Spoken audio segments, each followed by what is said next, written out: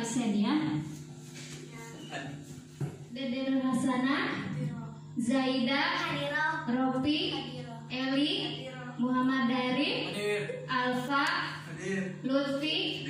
Alhamdulillah ya hadir semua. Terima kasih untuk kehadiran hari ini. Semoga kita tetap sehat walafiat. Kita masuk ke bab 3, yaitu tentang Khulafur Rasyidin. Mungkin kata-kata ini sudah tidak asing bagi anak santri ya.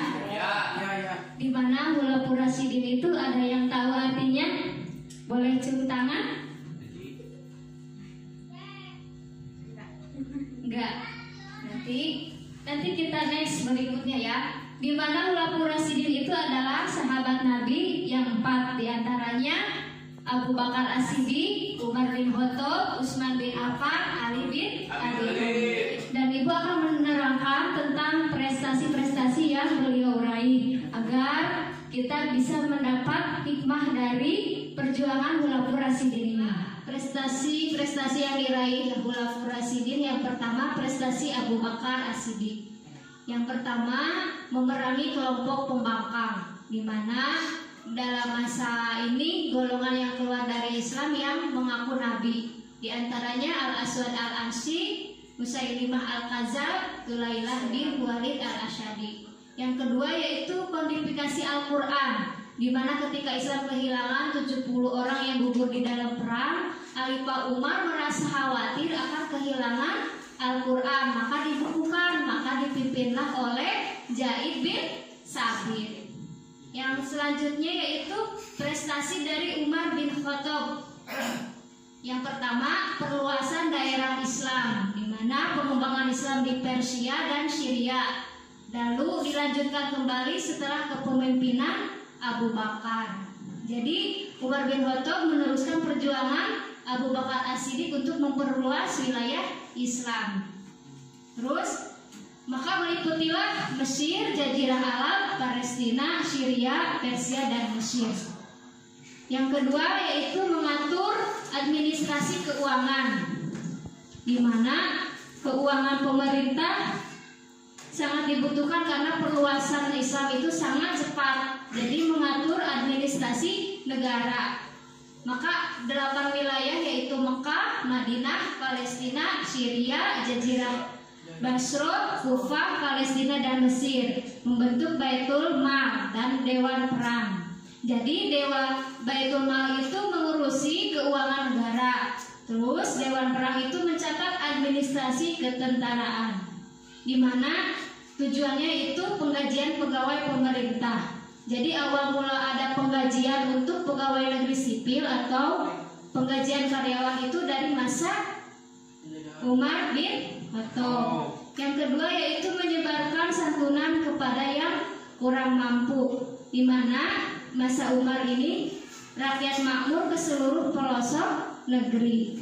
Yang ketiga prestasi Umar bin Khattab adalah menerima, di mana dulu hanya menggunakan kalender Masehi. Maka setelah pembahasan Abu Bakar Umar bin Khattab ini adanya kalender Utsman bin Affan, di mana yang pertama kodifikasi mushaf Al-Quran. Pada masa Khalifah Utsman, wilayah Islam sudah sangat luas. Beliau khawatir akan terjadi perbedaan pembelajaran Al-Quran di beberapa pelosok wilayah. Perbedaannya meliputi susunan surahnya atau lafalnya atau dialeknya. Maka Khalifah Utsman membentuk panitia penyusunan Al-Quran. Panitianya itu Zaid bin Sabit, anggotanya Abdullah bin Zubair dan Abdurrahman bin Haris. Tugasnya adalah menyalin ayat ulang ayat-ayat Al-Quran dalam sebuah buku yang disebut mushaf. Jadi mushaf yang kita pakai sekarang Al-Quran itu harus digunakan sebagai pedoman hidup dan harus dibaca dengan sebaik-baiknya, karena kita mengingat perjuangan Utsman bin Affan itu sangat penting ya. Terus salinan tersebut dikirim ke Madinah, Suriah, Basrah, dan Kufah dan dijadikannya pedoman. Naskah yang ditinggal di Madinah lalu disebut Mushaf Al-Imam atau Mushaf Utsman. Terus yang kedua, prestasi Utsman bin Affan ini adalah renovasi Masjid Nabawi. Nah, Masjid Nabawi adalah masjid yang pertama kali didirikan oleh Nabi Muhammad SAW. Pada saat pertama Ali tiba di Madinah di perjalanan hijrahnya. Masjid ini pada mulanya kecil dan sederhana. Dengan banyaknya jumlah umat Islam, maka Khalifah Umar memperluas Masjid Nabawi ini. Sampai sekarang ya, Masjid Nabawinya sudah sangat indah. Kemudian pada saat itu diperluas oleh Khalifah Utsman. Selain diperluas, Masjid Nabawi juga dibangun dengan bentuk dan coraknya yang lebih indah. Sampai sekarang lah ya, langsung terus diperbaiki sampai indah gitu. Sampai jemaah haji pun selalu merindukan untuk ke Madinah. Terus yang ketiga prestasi Utsman yaitu pembentukan angkatan laut.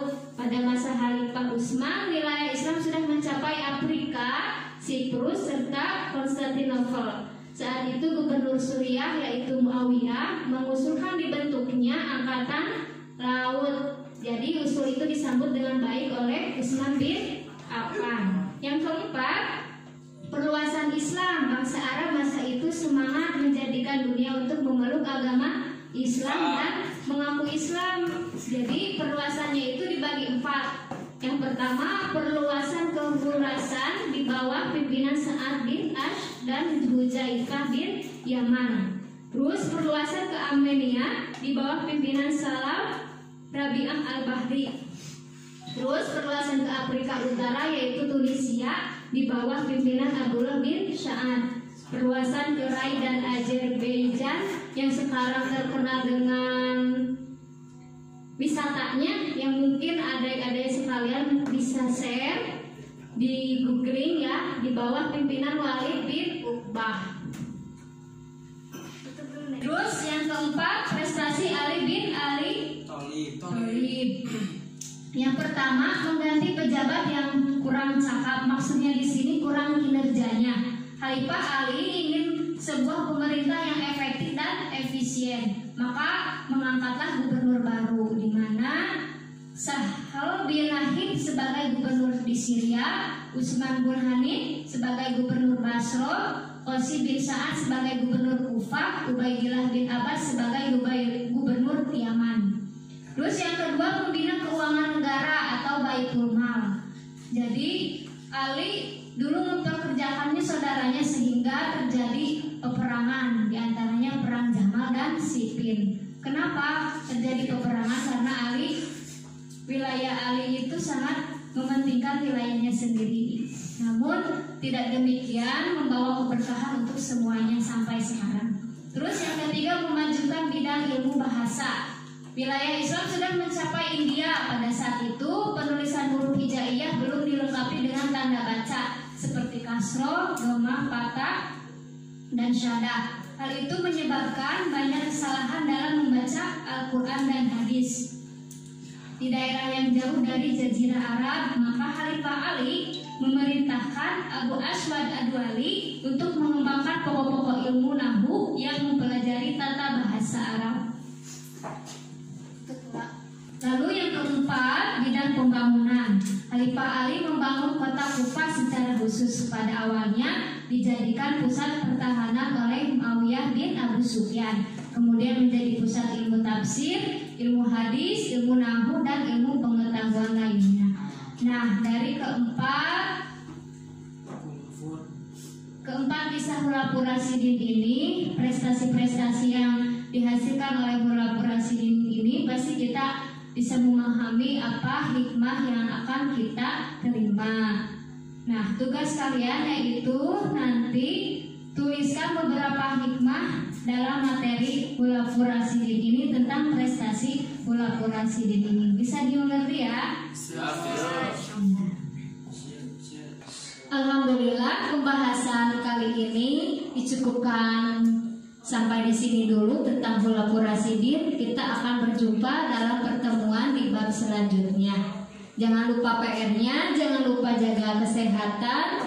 Terima kasih. Wallahu muwaffiq. Assalamualaikum warahmatullahi wabarakatuh.